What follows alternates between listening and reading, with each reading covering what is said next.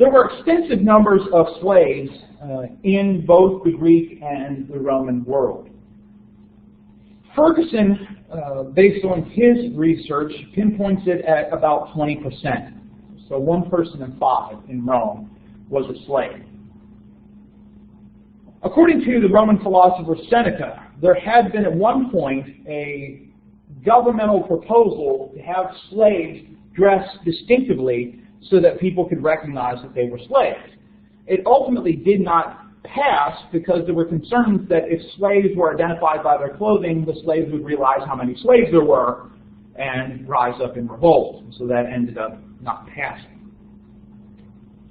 How did you become a slave in Roman society? Well, there were a couple of ways. Most of you probably could figure out on your own, right? War, captured in piracy. Sometimes it was that you had left, somebody had left their child out in the elements to die. And a slave trader came upon them, raised them, and then sold them. Sometimes people would either sell themselves or sell their children off to pay debts. And so you could enter into slavery that way. It might end up being, there's some sort of, you went to court for some reason and you were sentenced to be a slave. If you were born to a slave mother, you would be a slave as well, whether your father was a slave or free. Slaves were passed down, and so a father might will his slaves to his children. Slaves could be bought, and then of course could be born intentionally, people trying to create slaves. Many slaves came from the eastern part of the empire. And in general, a lot of Romans looked down on the eastern part of the empire. Later in the empire, they would be coming from other places as well. Slaves were considered things. Ancient Greek and Roman philosophers referred to slaves as living property or living tools. You did not have status. You had no legal rights, and you were totally subject to your owner or master. But as a slave, you could be involved in all sort of work depending on who your owner was. You could be in the lowest pits as a slave working in the mines. You could be working in bureaucracy. And you think of, like something like civil servants today, post office, tax collector, some of those kind of jobs. But today, you could end up doing some of those jobs depending on, who your owner was. You could work for the emperor and be valued, or you could end up in a lower position and be disdained. Slaves took care of the temples throughout the Roman Empire, were involved in ceremonies. They could end up in agriculture. They could end up doing domestic work. They could be teachers, they could be skilled craftspeople, they could manage their owner's business, kind of like what Joseph does with Potiphar in Exodus, even though that's Egyptian. And so slaves could be found doing all sorts of work in all levels of society. Sometimes slaves would gain their freedom. That happened through a variety of ways. Sometimes, instead of an owner passing their slaves down to their heirs, they would free them on death. Right? And so, as part of the will, the slaves would be free. Sometimes your freedom could be purchased by someone. Right? Somebody, saves up some money and buys your freedom. Christians in the 2nd and 3rd century did this frequently. In the 4th and 5th century as well. Slaves could actually earn money in certain circumstances that could be saved up, and then they could buy their own freedom. And so there were ways that you could be a slave and you could purchase your own freedom. In such cases, often what would take place is there would be a ceremony in the temple to a specific god, where the god would act as an intermediary between the slave and the owner, since the slave had no legal rights, so they couldn't enter into a manumission contract with their owner. And so the deity would be brought to bear for them.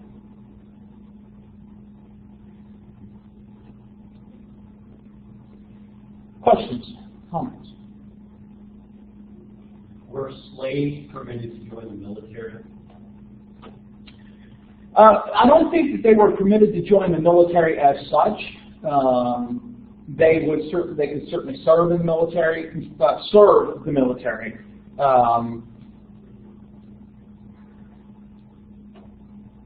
now that I say that, I want to say that they could be sent.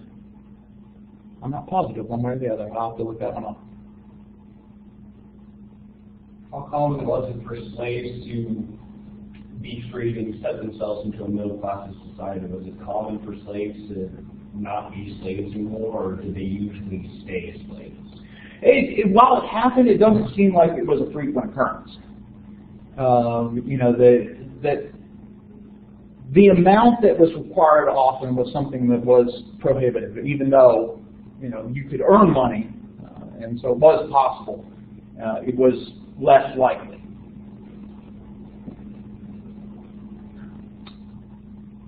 In contrast to slavery, of course, another important aspect of Roman culture was citizenship.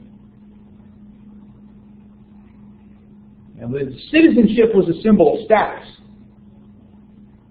That you were, not everybody in the empire had citizenship. Today we think of anybody that is legally a part of a particular nation is a citizen of that nation. Well, not necessarily how it worked in Rome. However, citizenship was also open to the whims of the emperor. And so if the emperor was really interested, he could kind of make all sorts of opportunities available for citizenship. For example, it appears that the Emperor Claudius in the 40s was very lax concerning citizenship and just allowed all sorts of situations for people to become citizens. By the second and third centuries, this side of Jesus, citizenship had kind of lost its prominence. Some of the protections of citizenship were gone, and so it kind of deteriorated as being that special thing that it was, even through the first century. There were a few ways that you could become a Roman citizen. Certainly, as you would think, if you were born to a citizen, you became a citizen. If you were a slave to a citizen and were then freed, you too were recognized as a citizen.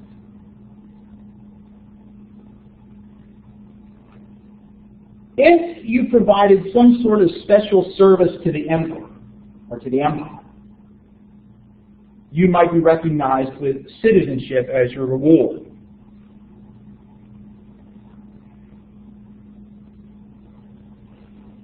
If you had been called upon to serve in the legions because there was some sort of emergency,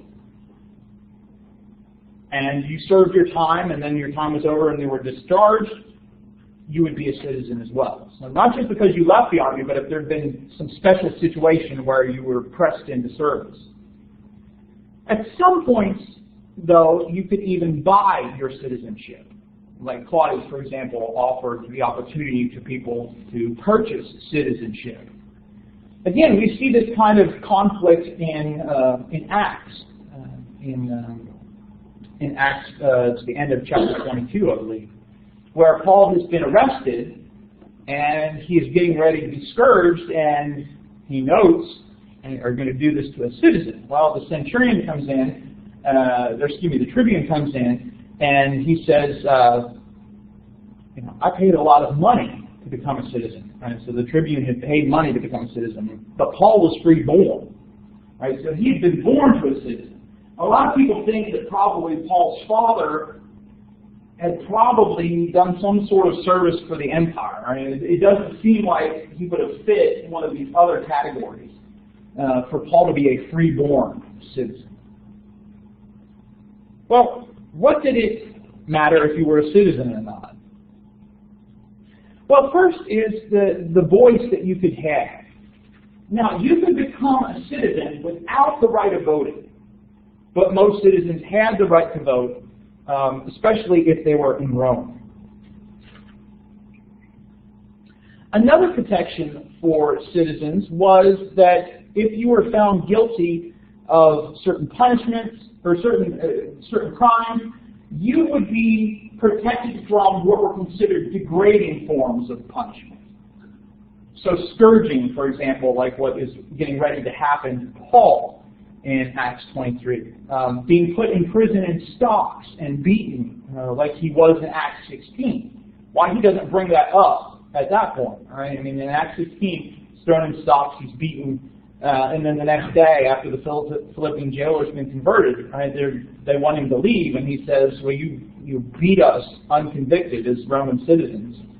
And suddenly they're afraid because they weren't supposed to do that to a Roman citizen. And then crucifixion, of course, would be one of the major degrading forms of punishment that a Roman was prohibited from. And so you couldn't crucify a Roman citizen. It was considered too horrible for citizens. And so if you ended up being charged with a capital crime, found guilty, and you were going to be executed, usually you would have been beheaded. The idea was that it was much quicker, it was less painful, you're still dead. Right? But it was much more respectful than the degrading crucifixion. Also, and this is another one of the benefits that Paul takes advantage of, is the right to appeal to Rome. And so in certain circumstances, you could, as a citizen, bypass the local jurisdiction, and if you didn't think you were going to get a fair trial or something like that, and appeal to the emperor to handle your case, which is certainly what Paul does. And they're trying to get him to appear before a Jewish court, and Paul refuses and appeals to the emperor for his decision.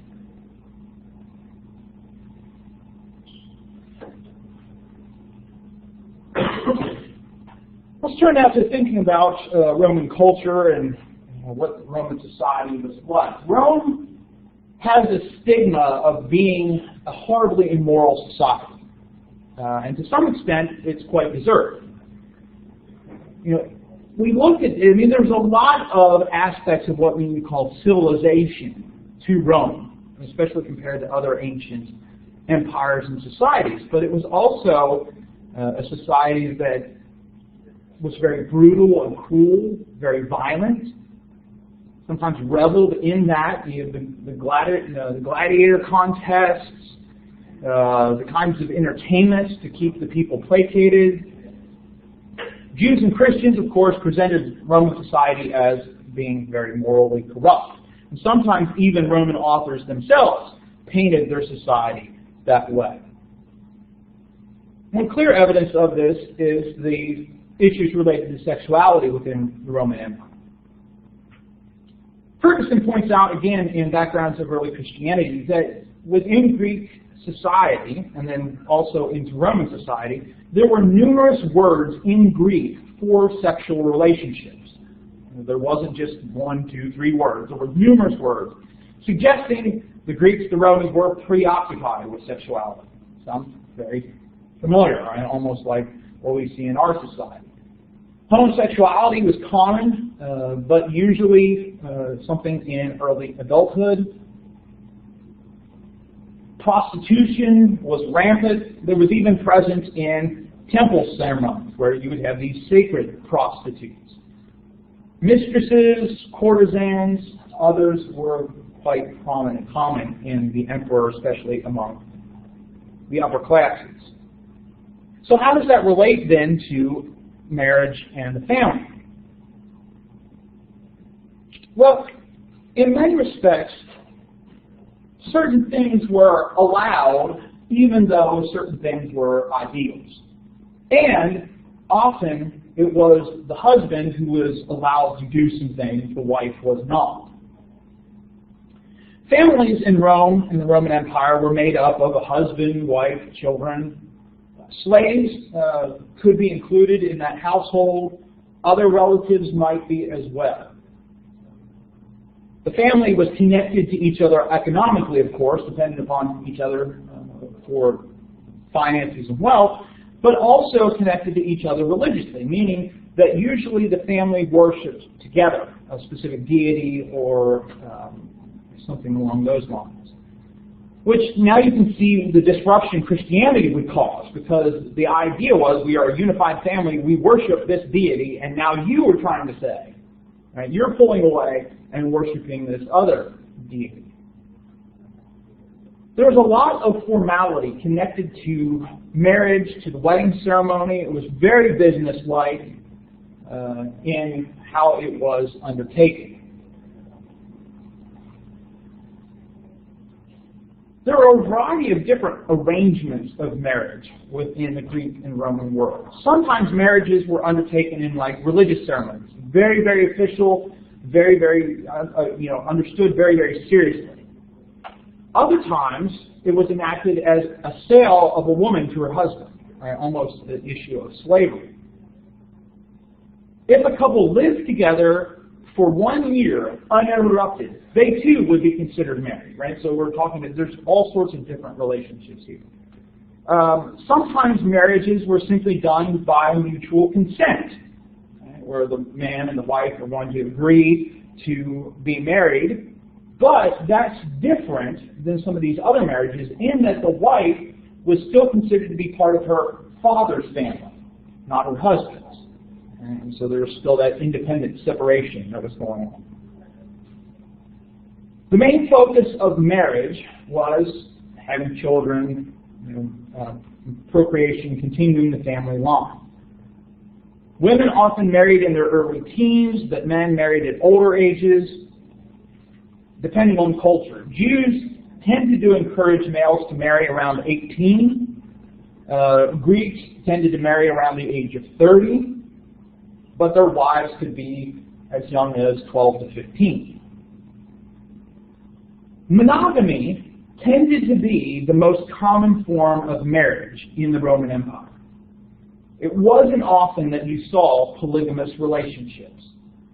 Now, given that, there were a lot of other things that went on. Even though the relationship is monogamous, you're not married to multiple wives, there were, lovers, mistresses, prostitutes, all sorts of things that also went on as well. Divorce was common. Well, common might not be the right word. Divorce was easy in Rome and in Greece, because some of these things were like contracts, and so it was simply, an ending of a contract.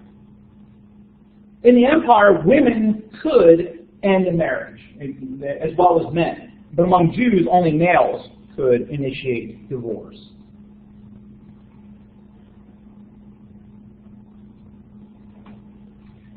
For most women, their place was the home. It was a matter of domestic responsibilities. But women still often played important roles in that household. Part of the house was the women's quarters, and only women were allowed in there, right? So certain areas were restricted. Often wives managed the household affairs for her husband, but some regions allowed women greater responsibilities. For example, Lydia is a seller of purple in Philippi. Right? And so Macedonia, women had a lot more freedoms when it came to public jobs, etc. Roman women tended to have more freedoms than Jewish women. Jewish women, for example, could not appear as witnesses in court, where Roman women could. Largely, Jewish women also were kind of restricted more because it was believed that among Jews that there were certain duties of the law that women were unable to fulfill at certain times. During menstruation, women would be unclean. Right? So every month there is a time where you can't fulfill the duties of the law. And so that too probably added to why there was such a difference between how Rome viewed women and how Jews viewed women. Women tended to have a lower life expectancy than men in the Roman Empire due to things like early childbirth, right? And so you'd be married in your teens and expected to produce children pretty early in life. And there were other conditions as well. But in the empire, women could be found, even with restrictions and stigma, as physicians, as artists, as athletes, in business, other areas as well.